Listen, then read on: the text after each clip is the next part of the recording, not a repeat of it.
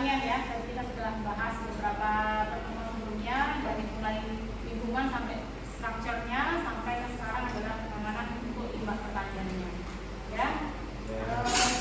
Mungkin ada yang perlu didiskusikan dulu sebelum kita mulai.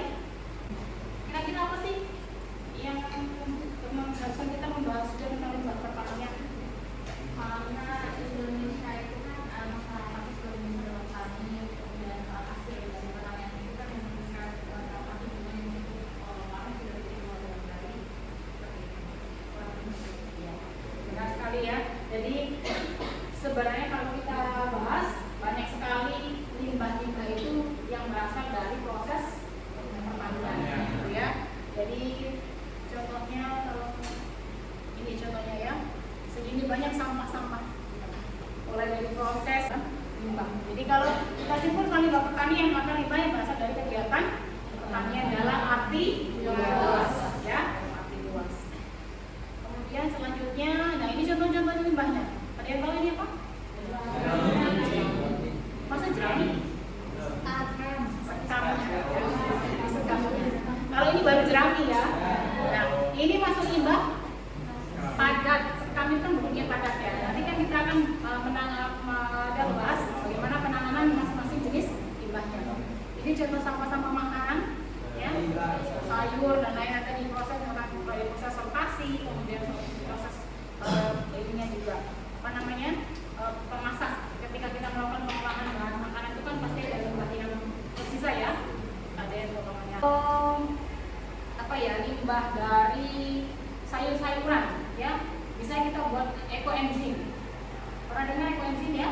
Jadi sama difermentasi tapi dia dalam bentuk cair menggunakan gula merah. Nah, nanti bisa dijadikan pupuk, bisa jadikan kalau difermentasi lebih lanjut baunya itu akan segar gitu ya. Tapi dia tidak bisa menggunakan buah busuk, buahnya itu masih setengah bagus gitu ya.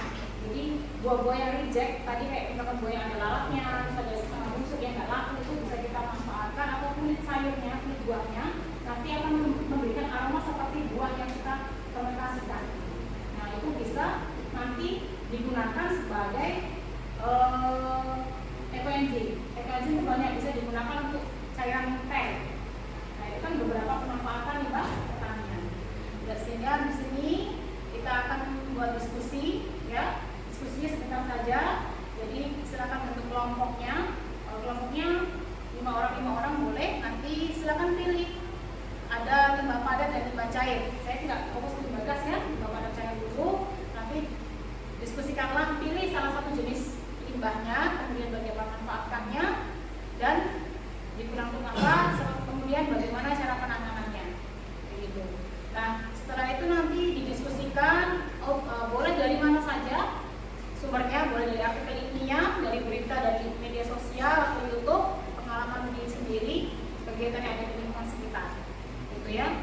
Nah, silakan didiskusikan 5 menit saja. Nanti silakan boleh buka internet, boleh lihat YouTube atau apapun. Silakan ambil satu topik. Nanti presentasi perwakilan satu sebentar saja menyampaikan, ya. Silakan untuk kelompok.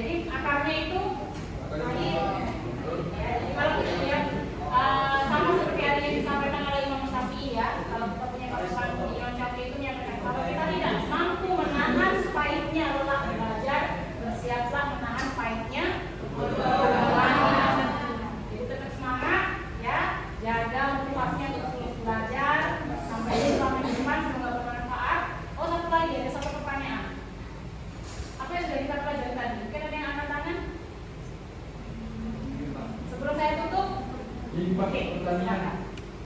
Apa saja dua pertanyaan sudah kita bahas? Dua pertanyaan yang tadi kita bahas seperti limbah cair dengan padat di itu ada jerami tadi sejerami, kemudian ada juga kotoran ternak dan yang lain-lainnya. Terima kasih. Jadi hari ini saya sudah membahas tentang dua pertanyaan dan pemanfaatannya.